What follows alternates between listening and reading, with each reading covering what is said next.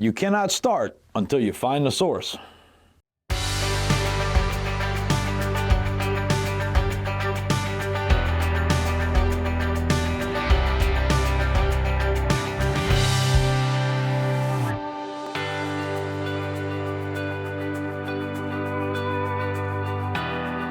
Hello, and thank you for joining us on another When It Comes Down to It with Chuck Boutal, Director of Education for the Restoration Technical Institute.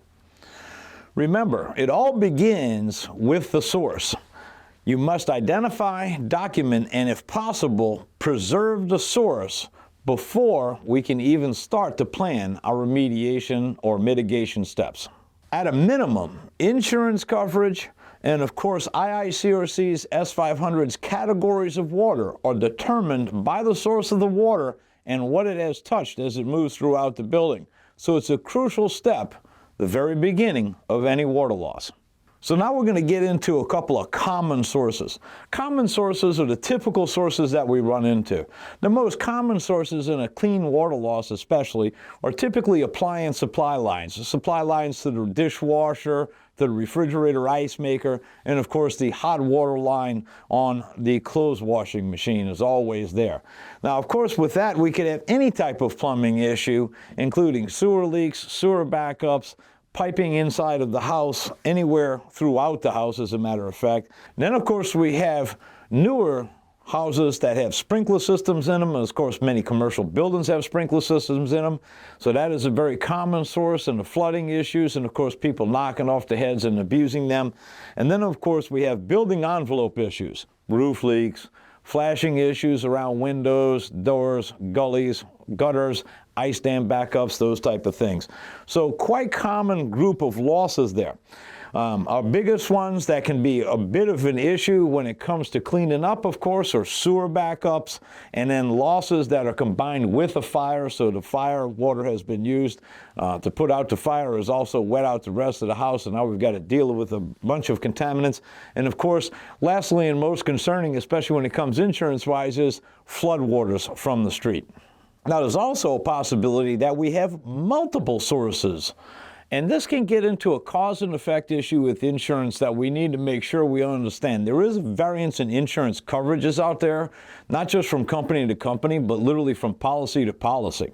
So make absolutely sure you're talking with the homeowner and you understand insurance, or make sure you're talking to their agent or the commercial broker to understand exactly what's going to be covered or not covered in this particular situation.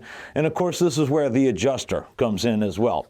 The biggest thing with multiple sources is that we have typically one source that can start another one. The basic example would be when we have a pipe break and we have clean water flowing out of a pipe, but now it overloads the sewer or septic system in the home, and we have a sewer backup on top of a pipe break. So we've got Category 1 water and Category 3 water throughout the facility. It can make it quite confusing.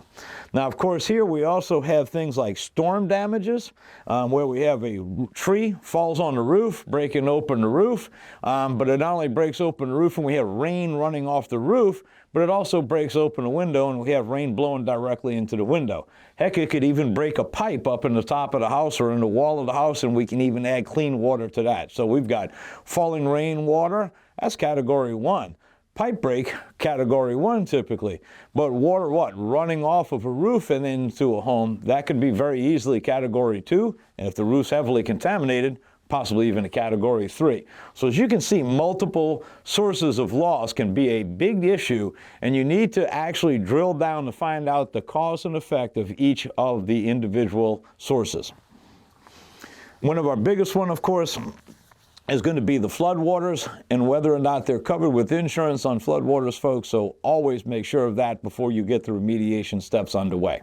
Now, there's also a third category where we kind of call them hidden sources, which means that the source of the loss is not necessarily obvious at that exact point in time. It's going to take some investigation. One of these is ice damming. One of the big issues with ice damming is, of course, it happens during the cold part of the season, and then we have a good thaw, and that's when the ice dam starts to melt and we can start getting water in the wall. By the time you get to that site, the ice may have completely melted away off of the roof and out of the guttering system. The homeowner has no idea what happened. All they know is now I've got water all down this wall system in part of my attic, but for whatever reason, there's no pipes there, there's no problems with the roof, there's no other issues present. So always remember, it's kind of hidden because what? The ice has melted away and the actual cause of the loss, generating the source of the loss, is actually gone now. So it does take a little bit of investigation to get into it. Now, one of the biggest things that we can also have is leaking pipes inside of walls or in concrete slabs. So a lot of times piping is placed in the concrete slab, and over time with cracks in the slab or movement in the slab, the pipe will actually rupture and slowly wet out that concrete slab. Again, this requires a bit of a specialty investigation, but can be found. Now, of course, the last one what we typically deal with is intermittent leaks at roofs or windows or doorways, and these will wet out and then dry up. So if you don't get out there right after the storm, within a day or two of the sunshine beating on the roof, all of a sudden everything's dry up on the roof, but we've got these spots on the ceiling. So these type of leaks, again, require a little bit of speciality to continue that investigation to find both the source and the cause of those leaks. So when it comes down to it, you must identify the source, document that source, and of course, if possible, preserve that source, because it could be an insurance matter, whereas they may be subrogating against a company that has a known faulty valve or a bad piping system or something along those lines. So make sure you always identify it, document it, and if possible, preserve that source of loss for yourself and the customer so you can make sure that the claim gets handled properly. As always, thanks for seeing our magazine, for support of the series, and thanks for learning with rtilearning.com.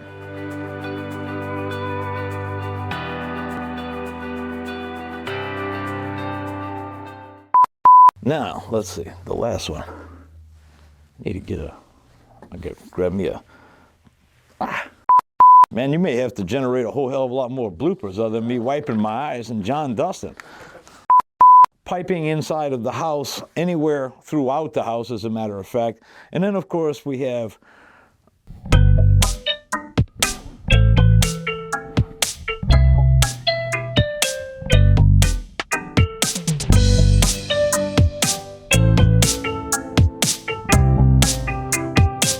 you can cut that, right? Yeah. Okay.